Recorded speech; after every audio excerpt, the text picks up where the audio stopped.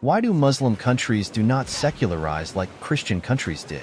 While this wasn't the case until the 2000s, Arab countries are currently secularizing rapidly, way faster than the Western countries did in the 20th century.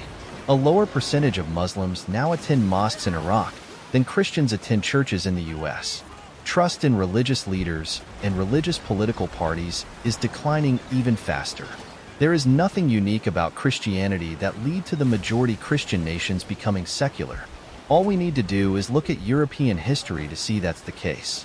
So the circumstances that led to the majority of Christian nations becoming secular are not due to Christianity itself, but unique historical events that took place in Europe's history.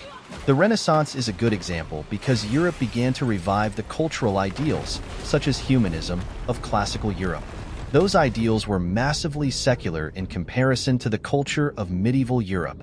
The biggest contributing event, though, was probably the Protestant Reformation because the power of the Pope over European nations was massively diminished. Similar to secularization, the reverse can happen due to historical events. Muslim nations have gone through periods where they were much more secular than they are now.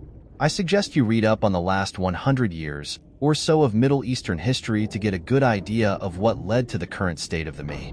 Secularized like Christian countries?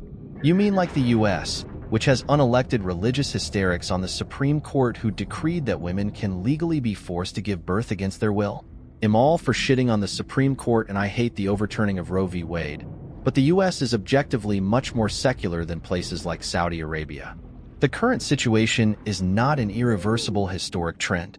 Go back even a few decades, and you'll see Nasserist secularism in Egypt/Syria, Ba'athism secularism in Iraq/Syria, modernization in Iran, even significant support for communism in Indonesia. Nasser publicly mocked the idea of women being made to wear hijabs in public, and people were laughing with him. We have seen a sort of counter-revolutionary push and surge in traditional Islamic thought and government in recent decades, which raises another interesting question as to why it happened, but it emphasizes that this is a very different situation than a bunch of countries that never secularized to begin with. Throughout much of the Cold War, many Muslim-majority countries had very secular leaders like Ataturk-aligned leaders in Turkey, Pahlavi in Iran, Nasser in Egypt, etc. The problem is that some of these secular leaders were also dictators supported, trained, or otherwise propped by foreign interests, generally the US/UK or USSR specifically. So the main driver of secularism in these was top-down force from brutal authoritarian regimes, which generally put the interests of their foreign benefactors over the interests of the people living in their countries. As you can imagine, this left a bad taste in the mouths of many people in these countries. The idea of secularism is strongly associated with foreign meddling and dictatorial rule, which is why you saw many revolutions taking on an Islamist character.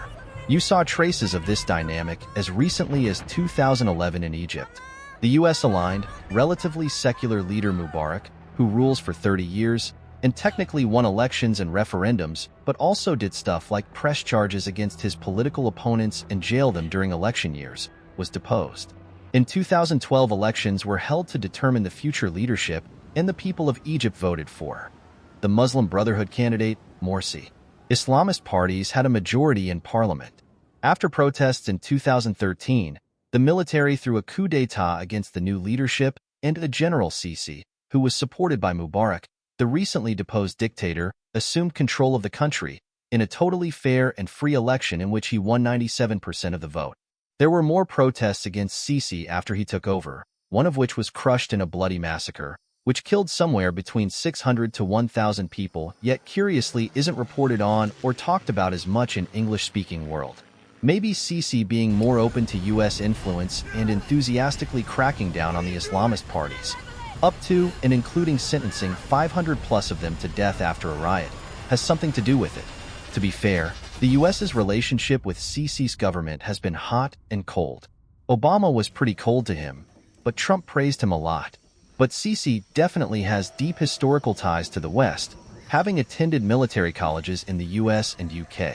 He's still in control of the country today, after winning another election in 2018, with 97% of the vote. So yeah, when secular becomes associated with brutal dictator who was trained/supported by the Americans, then you can see how the populace might look upon secularism suspiciously. because of the unique concepts coming from the Quran of Sharia and fiqh, as well as Urf. There is a dedicated philosophy and interpretation of these concepts spanning from the centuries in which Muhammad lived. The first Islamic caliphate established by him was also governed with these concepts. In my opinion, it's the result of a historical pathway that diverged from other Abrahamic religions. As for the definition of a Muslim country, it's tricky. There are countries with their religion stated in the constitution and those that do not, but have majority Muslim population. Having secularism in the constitution, I would say, is the first step for a country secularizing like Christian countries, meaning that some countries with majority Muslim population do secularize. To what extent this is done varies greatly. Nothing in the Islamic religious tradition comes even close to the fervor and frenzy of the Spanish Inquisition or the moral and ideological tyranny of papacy over Europe that it had for more than a millennium. Almost entire political, cultural, economic power rested solely with the religious caste, and the rulers with their armies were just an enforcement arm of the church.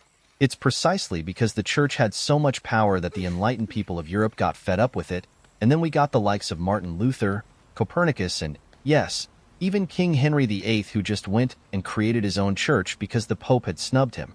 From the Renaissance era onwards, the church has had to constantly adapt and relax its divine rules to remain politically and sociologically relevant. Maybe it's the Ottomans who ruled the Middle East and the majority of the Muslim world with an iron fist for 1,000 years that prevented such momentous events from taking place in Islam, but I just don't know that Islam ever had its Martin Luther or Reformation or Enlightenment movements, etc. The closest thing I can think of is Turkey and Ataturk in early 1900s.